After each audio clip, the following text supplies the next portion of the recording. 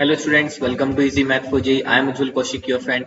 जो भी students IIT JEE की प्रिपरेशन कर रहे हैं उनके लिए हमारा चैनल बहुत यूजफुल है। तो आज जो क्वेश्चन है, suppose the point H K 12 minus 34 lie on the line L1 if a line L2 passing through the point H K and 43 is perpendicular to L1 then the value of K by H.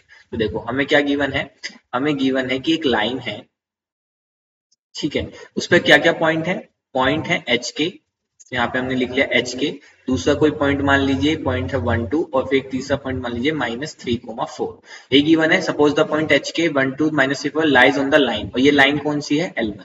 अब एक दूसरी line मुझे given है, ठीक है, दूसरी line given है that passing through the H के। तो ये मेरा एच के है, तो मैंने मान लिया and this is perpendicular to L1। तो ये मेरा पॉइंट एच के हुआ, ठीक है, और ये यहाँ पे इसके परपेंडिकुलर है।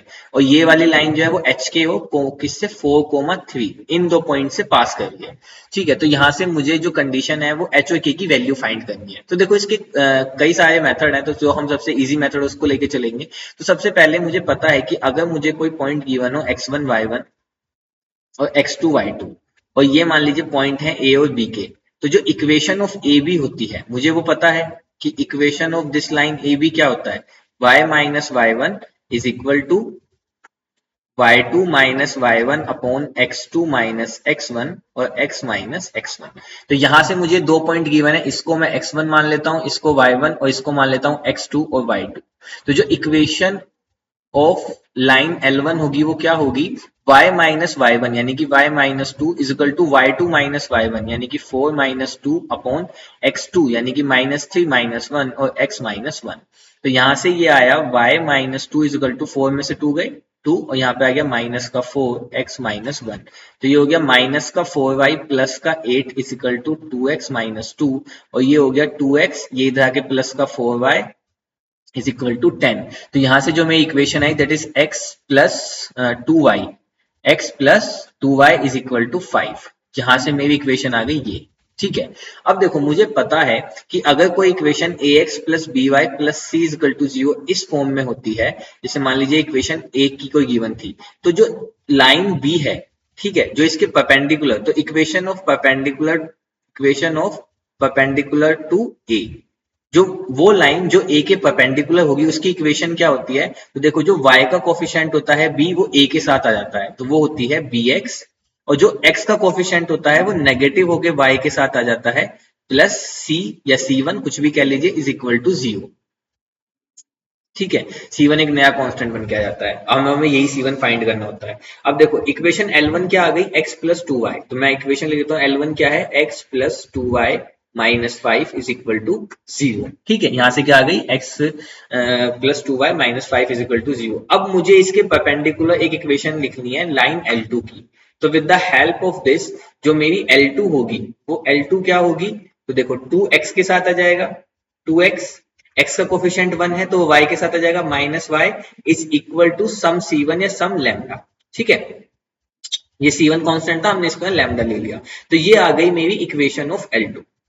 ये क्या आ गई, इक्वेशन ऑफ L2।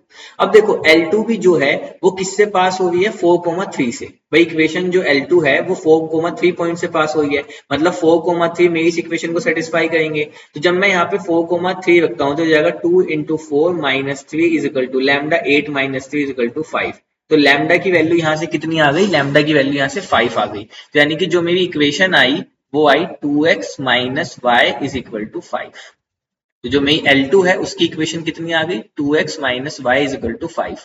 अब मुझे फाइंड करने थे H और K। देखो H और K है क्या, H और K इस L1 लाइन और L2 लाइन इन दोनों के इंटरसेक्शन पॉइंट है, और मुझे L1 और L2 पता है तो मैं उनके इंटरसेक्शन भी निकाल सकता हूँ। भाई L1 गिवन है x plus 2y is equal to 5, और L2 गिवन है 2x minus y is equal to 5। तो इसको इक्वेशन 1 मान लीजिए, इसको इक्वेशन 2 मान लीजिए। तो यहाँ से 1 प्लस 2 इंटू इक्वेशन 2, तो 1 क्या है, x plus 2y is equal to 5, ठीक है।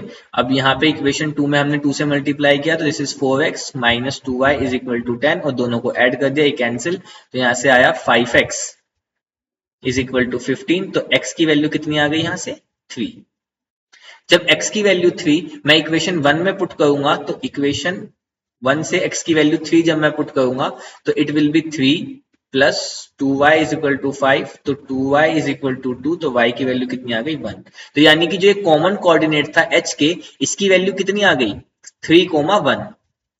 कितनी आ गई 3,1। तो यानी कि जो h की वैल्यू है वो आ गई 3 और जो k की वैल्यू है वो आ गई 1। अब मुझे फाइंड क्या करना था k बाई h, तो k बाई h क्या हो जाएगा 1/3। I hope you are able to understand the video. If you have still doubt, you can ask to me into the comment box. Thank you very much. Please subscribe the channel. Be happy.